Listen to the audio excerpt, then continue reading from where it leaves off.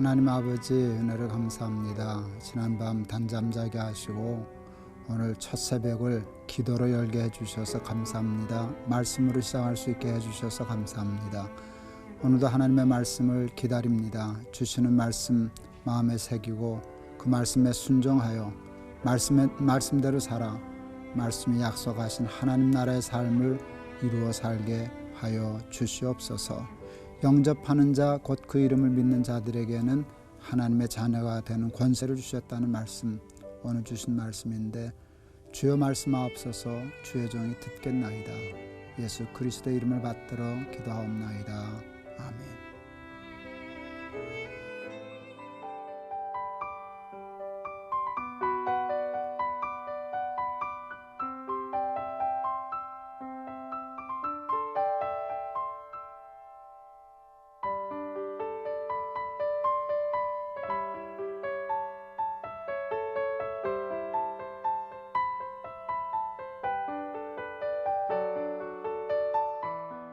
안녕하세요. 기도로 여는 하루의 김동호 목사입니다. 오늘 주시는 하나님의 말씀은 요한복음 1장 12절에서 13절의 말씀입니다. 제가 봉독해 드리겠습니다. 영접하는 자 곧 그 이름을 믿는 자들에게는 하나님의 자녀가 되는 권세를 주셨으니 이는 혈통으로나 육정으로나 사람의 뜻으로 나지 아니하고 오직 하나님께로부터 난 자들이니라. 아멘. 제가 몇 년 전부터 페이스북이라고 하는 것을 하고 있습니다. 거의 매일 글을 쓰고 있는데 몇 년 전에는 제가 마태복음을 1장부터 끝장까지 이렇게 강의하듯이 이야기처럼 쓴 적이 있었습니다. 제법 많은 사람들이 그 글을 읽고 있었는데 어느 날 아이디를 사탄이라고 쓰는 어떤 친구가 댓글을 달았습니다. 아이디는 사탄이었고요. 그 댓글의 내용은 돌아버리겠네 였습니다.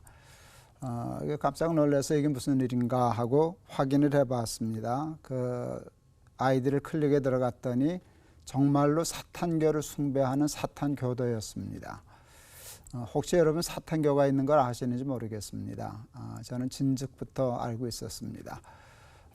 저희 교회에 있던 전도사님 한 분이 캐나다에서 신학을 한 분인데 그 캐나다의 토론토에도 사탄교가 많다고 한번 집에 다녀오면서 사탄교의 바이블을 구해다 준 적이 있어서 읽어보았습니다.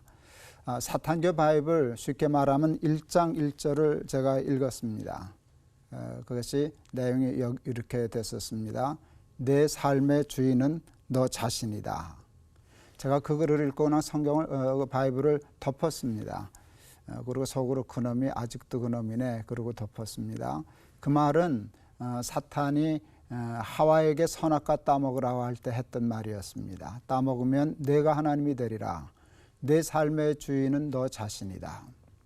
사탄은 아담과 하와를 유혹할 때부터 지금까지 꼭 한 가지 주제를 가지고 우리를 공격합니다. 하나님이 어딨냐? 네가 하나님이지. 왜 하나님 시키는 대로 사냐? 네 맘대로 살지. 먹고 싶으면 먹어, 따고 싶으면 따. 내가 내 삶의 주인이잖아. 그렇게 얘기합니다. 내가 내 삶의 주인이다 라고 생각하는 것처럼 인간적으로 매력적인 사상은 사실 없습니다. 그런데 그것은 사탄의 사상입니다. 내가 내 삶의 주인이 되어도 내가 하나님이 되어도 아무 문제 없이 잘 살 수 있으려면 이 조건이 충족되면 됩니다. 내가 전지전능하면 됩니다. 근데 우리는 무지무능하지 않습니까? 무지무능한 존재가 내가 하나님이야, 내가 내 삶의 주인이야, 난 내 마음대로 살 거야. 그런다면 답은 결국 망하고 죽고 실패할 수밖에 없을 겁니다.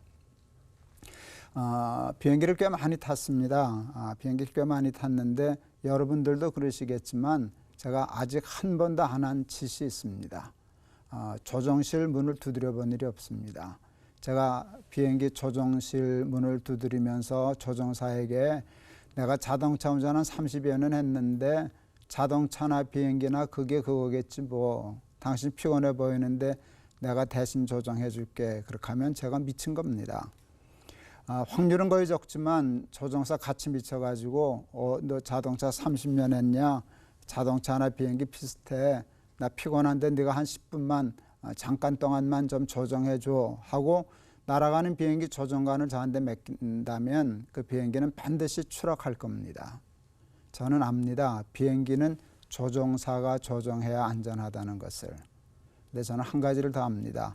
나와 세상은 하나님이 조정하셔야 안전하다 하는 것을 저는 압니다. 내가 구원을 얻고 이 삶의 승리를 하고 성공하고 아름다운 삶을 살기 위해서 가장 중요한 것이 있습니다. 그것은 하나님이 주인이시다. 하나님이 내 하나님이시다. 내 삶의 조정관을 하나님께 맡겨드리고 하나님이 가라 하면 가고 하나님이 서라 하면 선다 하는 것을 결정하는 일입니다. 자기가 주인 되고 싶어하는 자기를 부인해야 합니다. 성경은 우리들에게 누구든지 나를 따라오려거든 자기를 부인하고 자기 십자가를 지고 나를 쫓아야 한다 말씀했습니다. 말은 쉽지만 살긴 참 어렵습니다. 자기를 부인한다는 것, 내가 내 삶의 주인이기를 포기한다는 것, 저는 그것이 십자가라고 생각합니다.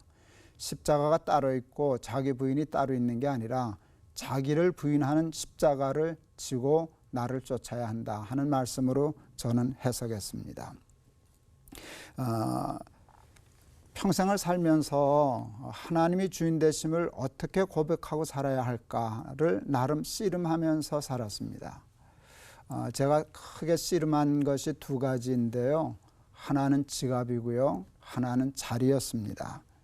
쉽게 말하면 지갑의 주인이 누구냐를 묻는 일이 저한테는 제일 힘들었습니다.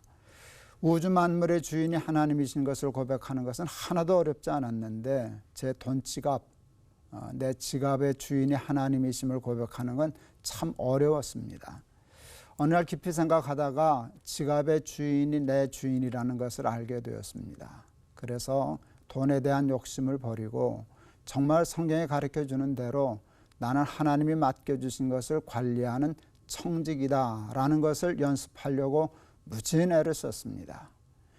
온전한 11조 드리는 것부터 훈련을 해서 하나님 앞에 물질을 하나님의 식대로 하나님의 법대로 드리고 포기하고 사는 일 제법 연습했습니다.